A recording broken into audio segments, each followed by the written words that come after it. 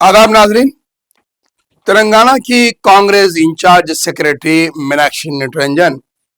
जिन्हें हाईकमांड से रिपोर्ट तलब की गई है, यानी कि पंचायत राज के जो इंतखाबात आए थे जिसमें नाक़िस मुजाहरा रहा कांग्रेस का और बीआरएस अच्छे सीटों पर कब्जा करने में कामयाब रही, इसकी तफसीली रिपोर्ट मीनाक्षी निरंजन से हाईकमांड ने मांगी है। और ये भी इसमें मेंशन किया गया है कि कौन कौन से वज़रा और एमएलएज अपने नाक़िस मुजाहरे के जिम्मेदार रहे, क्योंकि तमाम एमएलएज और मिनिस्टर्स को पंचायत राज लोकल बॉडीज इंतखाबात में जिम्मेदार बनाया गया था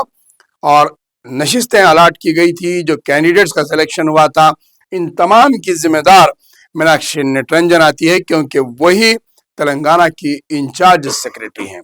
इनकी रिपोर्ट पर ही हाईकमांड फैसले लेता है, चाहे वो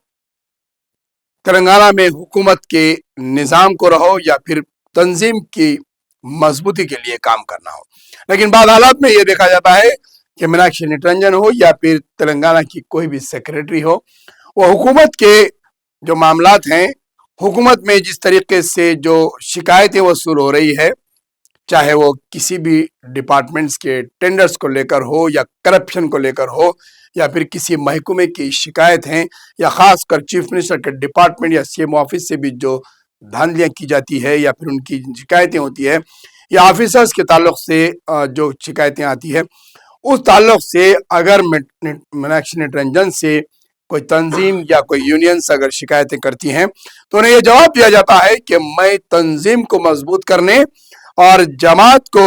मजबूत करने की जिम्मेदार हूं, ना कि हुकूमत में होने वाले खामियों पर मैं बयान दूं। मैं सिर्फ चीफ मिनिस्टर को इस बात की इत्तला दे सकती हूं कि आपकी हुकूमत के ताल्लुक से ये शिकायतें मौसूल हो रही है। लेकिन ये इंतहाई गैर जिम्मेदाराना बयान है एक इंचार्ज सेक्रेटरी का, क्योंकि तंजीम किसी भी जमात की जभी मजबूत होती है, पार्टी की जड़ें मजबूत जभी होती है जबकि हुकूमत की कारकर्दगी और हुकूमत का काम करने का तरीक़ेकार कैसा हो। जब तक हुकूमत के अंदर करप्शन खत्म नहीं होगा, धांधलियां बंद नहीं होगी,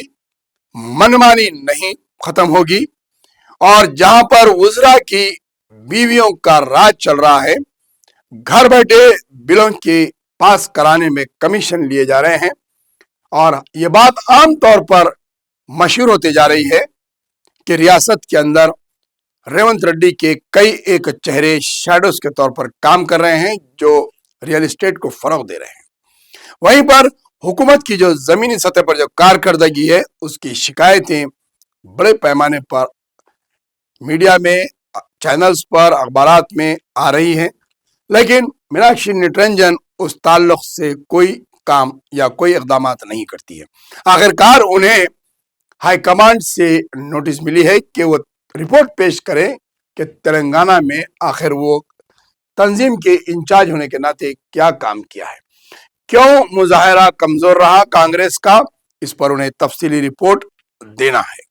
क्योंकि आने वाले जेडपीटीसी, एमपीटीसी और बाकी माबाकी कॉरपोरेशंस के जो इंतखाबात होने वाले हैं, अगर यही हाल कांग्रेस जमात का अगर मुजाहरा होता है तो फिर बीआरएस और दीगर सियासी जमातों को इसका फरोग मिलेगा और कांग्रेस रियासत में अहम कॉरपोरेशंस पर कब्जा करने में नाकाम रहेगी।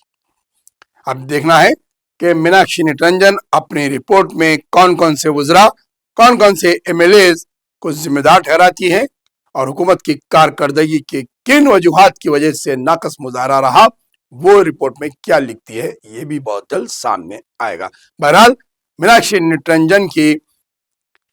जो जिम्मेदारियां हैं उस पर सवाल उठना शुरू हो गया है। अब सवाल यहाँ पे ये भी हो सकता है कि क्या मीनाक्षी निरंजन तंजीम की इंचार्ज तेलंगाना की रहेगी या फिर वो तब्दील कर दी जाएगी।